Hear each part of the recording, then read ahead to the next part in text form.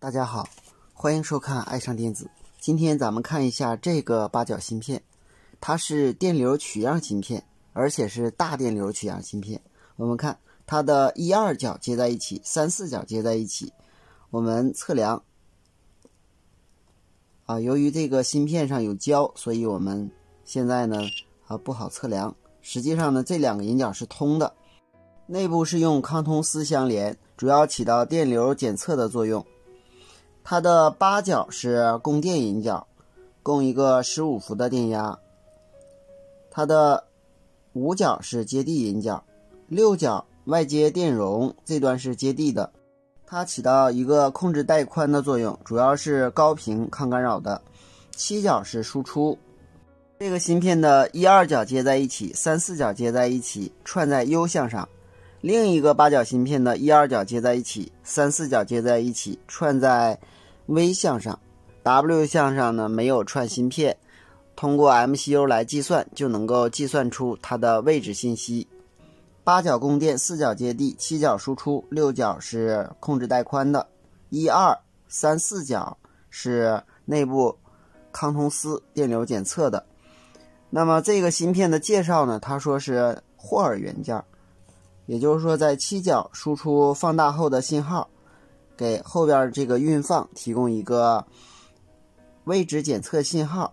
同时呢通过这两个电阻，因为我们看它有两个这个芯片，同样都是从7角输出电流检测信号，然后通过电阻耦合以后加到我们这个运放的3角和5角正向输入端。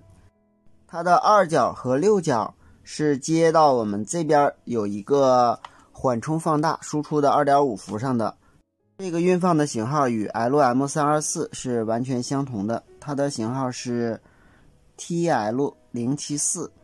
它的4角供正电，供正15伏，11角供负电，供负15伏。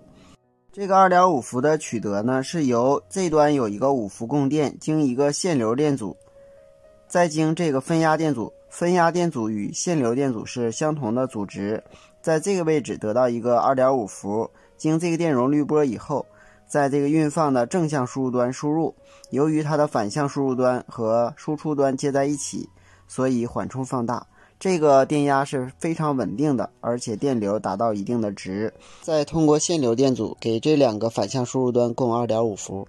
很显然，这个电流信号经这个运放放大以后，从1角和7角输出，加到 MCU 的输出信号位置检测引脚进行检测。同时，这两个 ACS274 输出的两个信号还通过这个电阻和这个电阻汇聚成一点，加到我们芯片的12角，通过12角输入，通过它的13角和14角接在一起，缓冲放大以后，送到 MCU 的电流检测引脚，检测输出电流的大小。这就是这个变频器的位置信号检测及电流检测电路。好，今天咱们就到这里，谢谢大家，再见。